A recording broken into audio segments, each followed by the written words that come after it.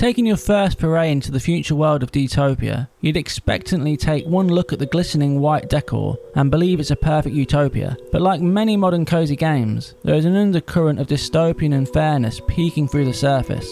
A structured, interdependent society accepted by its citizens. If you enjoy this review of D-topia, please like and subscribe. Thanks. D-topia is part relaxing puzzle game, part choice-driven adventure game. Set in the idyllic D-topia facility, a place controlled by an artificial intelligence that decides who is worthy enough to call the place home. It's a zen and pristine place where everything functions around strict routines and the pursuit of human happiness and productivity. Children go to school and adults complete shifts at their assigned workplace, then spend the rest of their day however they want, whether spending their earned U-points on food, furnishings, or activities, but only if they meet the required rank to access certain luxuries like the salon. Everything is locked behind a classist blockade. You play as 18-year-old Shiro, who's been deemed to possess the ideal disposition to become D-topia's facilitator, a fixer that repairs mechanical issues beyond the AI's droid's capabilities, and solve the local community's personal and emotional quandaries. A surprisingly layered premise. Over 7 in-game days, Shiro's schedule maintains a familiar cadence. D-topia is a surprisingly relaxing experience, but also filled with serious moralistic and philosophical questions that subverts the gentle anime tone. Now D-topia's facilitator, Shiro is assigned identification number 46 and an empty apartment. You find your new home bland apart from a small succulent Shiro has brought with him and a freshly washed facilitator outfit. You arrive late and go to sleep, and wake up groggy for an uncomfortably early start. It's here that your neighbour 47 sends a message to your device and introduces you to the importance of dialogue choices. Each decision has the potential to raise the affinity with new friends in the community, a very similar relationship system to the Persona series. Shiro's apartment acts as a safe space away from his responsibilities, mollycoddling his every whim. The AI instructed droids called Troids prepare his meals to satiate his hunger. He can sit down and watch television, water, and care for his plant, and wash the grogginess away in the early morning. You can also decorate the apartment with furnishings bought at D-topia's shop. After watering Shiro's succulent, eating his breakfast and washing, he is stopped from leaving his apartment until he completes a wellness check to test his vitals. This is the first experience with one of a handful of simple puzzle types. You simply guide a line along a route to symbols that teleport you to another symbol until you reach the centre point.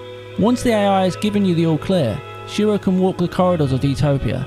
The whole game uses fixed camera angles, which effectively show glimpses of the gargantuan size of the idyllic, multi-layered facility.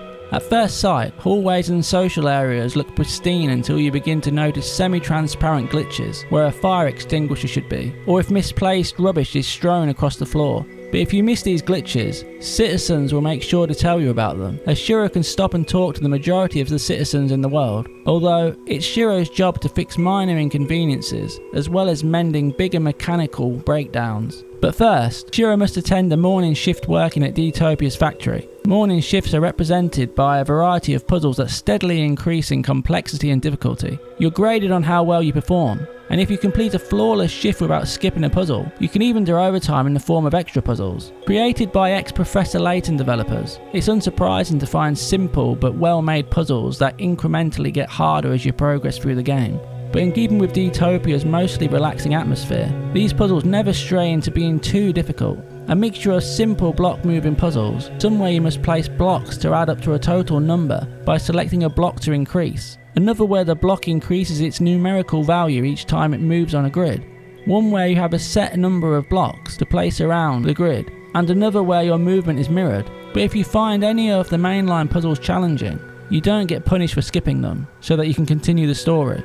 But when your shift ends, whether you choose to do overtime or not, you can spend the rest of your day solving the personal and emotional problems within D-topia's community. Over the time span of the game, you continue to meet and befriend new community members, and each day you get to decide how you want to solve their issues. This generally involves bending the rules of the AI in charge, at the risk of your own safety, so you must decide if the risk is worth someone else's happiness. D-topia is jam-packed with moral, societal, and philosophical quandaries. It's much darker in tone than a happy anime aesthetic would lead you to believe, as you contend with the nature of free will and what makes a person happy or content.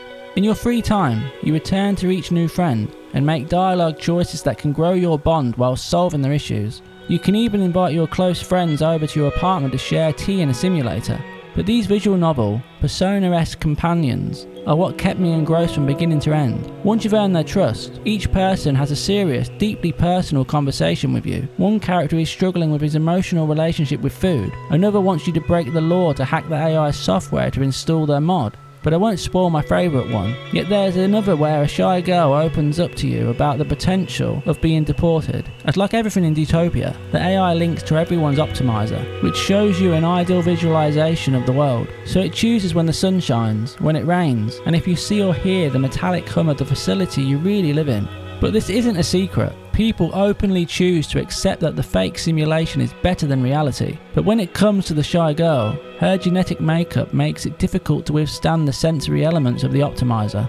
Typically, on the day that she is being tested to see if she's worthy enough to stay in the Utopia project's best sector, the AI makes it rain, which makes her nauseous. This is where Shiro comes in. With all of the details about a situation absorbed, he enters something called a brain meeting, a yes and no choice system that runs through all the information you've collected, so you can make a choice of what to do and why.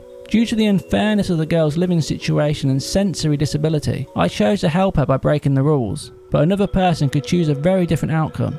You'll find many moments throughout dtopia where your choices matter, and it feels like your own cozy but oddly serious puzzle adventure. But in order to help via hacks or to assist non-friendship characters in the environment, you'll sometimes need to enter the block side. As a facilitator, Shiro can use certain terminals to remove his optimizer and see the dark, robotic real world, a place alive with the acoustic hum of machinery. No one can see you in the block side, and it offers you the chance to see faults in the machinery, droids, and things like faulty fire extinguishers and layaway trash that presents as glitches in the utopian version of dtopia. You complete puzzles to fix and hack machinery, and enter a grabbing minigame to clear up rubbish and place a fire extinguisher back into its receptacle. You also begin to talk to a community of intelligent mice who have made the block side of dtopia their home. All of this is hungry work, and after one shift, Shiro's stomach is rumbling. You either need to go back home for a meal prepared by the droids, or spend your hard-earned U-points at the stalls or main shop. Then after a long day, you return home to shower, eat, and get ready for bed. But more often than not, someone like your neighbour will message you to check in and ask questions about your day. This relaxing pace combined with intense problem solving continues over the whole game. Thankfully, there's also a main story running around all of these elements, which further impacts your decisions. Even if it was just a cozy job puzzle game with a wonderfully pristine anime art style, dtopia would be a good time for fans of cozy games. But with the inclusion of serious, thought-provoking topics that mostly land, turns dtopia into something more. But dtopia isn't without its fault. For a game about diverse characters, some with disabilities, it has very few accessibility options. The dialogue also feels a little off at times, and I would have preferred if the dialogue was voiced. It would have helped add emotional weight to some heavier-handed moments, and given some heft to the predictable overall plot. But I understand some projects have certain constraints, and outside of the absent voices, the audio and visual presentation all coalesces to deliver what the developers are going for. Despite this, the varied character stories and personalities still shine and make dtopia's narrative impactful.